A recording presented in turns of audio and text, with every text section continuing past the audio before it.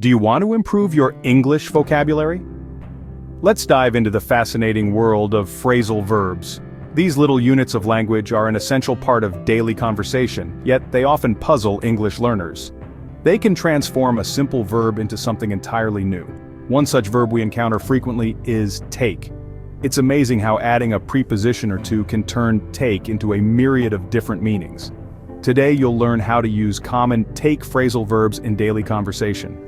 Phrasal verbs with take are incredibly versatile and commonly used in English. So what are phrasal verbs? They're unique expressions combining a verb and a preposition or an adverb, or sometimes both. These combinations create entirely new meanings, separate from the original verb. For instance, when we pair take with different words, we get a variety of phrasal verbs. Let's consider take over. Here, take is our verb, and over is the preposition. Together they mean to assume control or responsibility for something. Another example is take off. Off changes the meaning of take completely. Instead of signifying acquisition, take off often refers to the action of an airplane leaving the ground, or more generally the start of a journey or a project. These are just a few examples of how take can team up with other words to create a plethora of expressive phrasal verbs. Ready to dive into our list? Here we go. First up, we have take up, take in, and take on. Let's start off with take up. This phrasal verb has a few different meanings, but one common one is to start a new hobby or activity. For instance, you might say, I've decided to take up yoga to help me relax. It's also used when talking about occupying space or time. For example, this old couch takes up too much space in the living room. Moving on to take in. This can mean to absorb or understand information. Imagine you're at a lecture and the professor is speaking rapidly. You might say, I'm trying to take in all the information, but it's a lot to process. Take in can also mean to provide someone with a place to live temporarily, like a foster home or when you have a guest. For example, we decided to take in a foreign exchange student for the school year.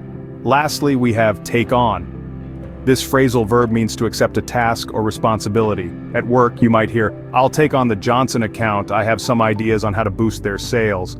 It can also mean to compete against someone. For example, in a sports context, you might hear, our team is ready to take on the champions in tonight's match. These phrasal verbs, take up, take in, and take on, are quite versatile, and you'll find them used in various contexts.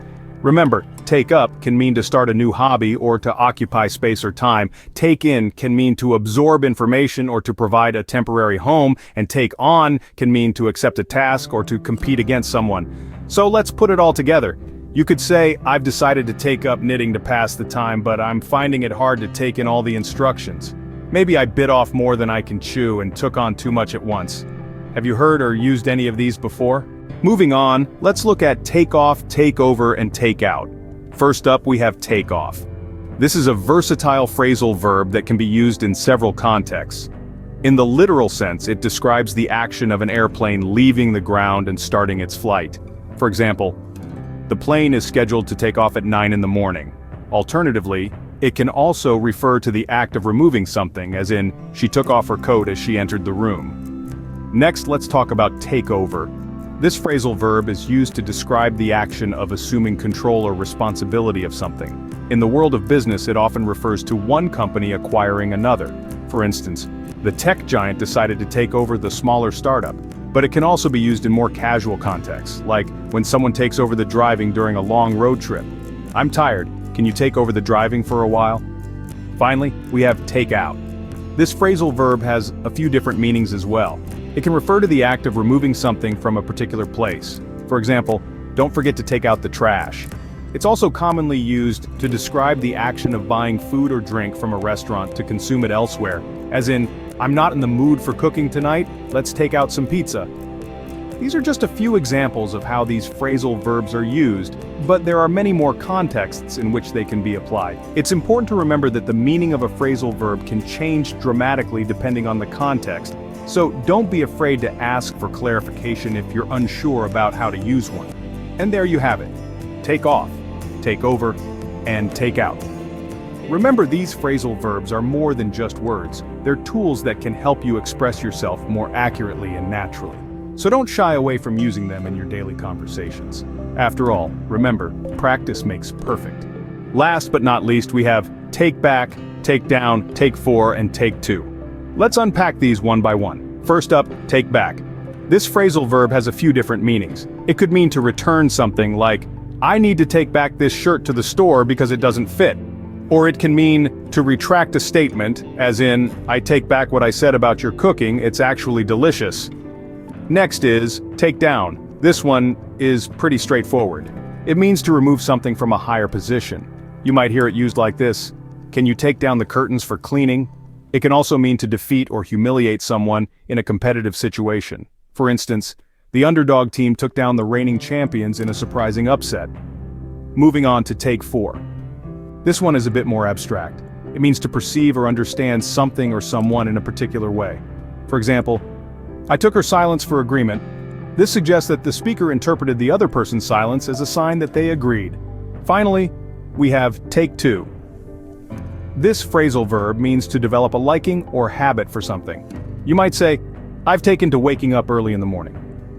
It can also mean to adapt to a new situation, like, he took to his new job like a fish to water, meaning he adapted quickly and easily to his new job.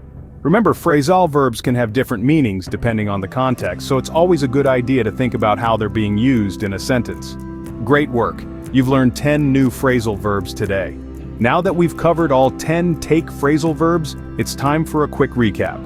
Let's jog our memory, shall we?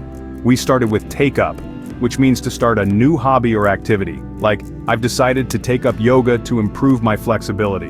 A fresh start is always exciting, isn't it? Next, we dove into take off. Not in the context of an airplane, but as in removing something, usually a piece of clothing. For instance, it's really warm in here, I need to take off my jacket. Take out was our third phrasal verb. We use it when we remove something from a place or when we purchase food to eat elsewhere, like, I'm too tired to cook tonight, let's take out Chinese. Moving on, we explored takeover, which means to assume control or responsibility of something. Picture this. When the CEO retired, his daughter took over the company. Then, we discussed take back, which refers to returning something or admitting that something you said was wrong. Remember our example, I take back what I said about your cooking, this is delicious. Our sixth verb was take down, which means to write down information or to dismantle, as in, can you take down these notes for me? Or, we need to take down the Christmas decorations. Next, we looked at take in, which means to absorb information or to provide someone with a place to stay. Think of, she took in all the information from the lecture, or they took in the stray dog that was wandering in the neighborhood. Take on was our eighth verb, meaning to accept a task or responsibility, like, I decided to take on the project despite it being challenging. Our penultimate verb was take 4, which means to perceive or understand something or someone in a particular way. For instance, I took her silence for agreement. And lastly, we discussed take 2, which means to develop a liking for something or someone. For instance, he took to the piano at a very young age. And there you have it, a quick rundown of all 10 take phrasal verbs we covered today. Each one unique in its usage, and each one a valuable addition to your everyday vocabulary. Remember, the best way to master these phrasal verbs is to use them in your daily conversation. Happy learning!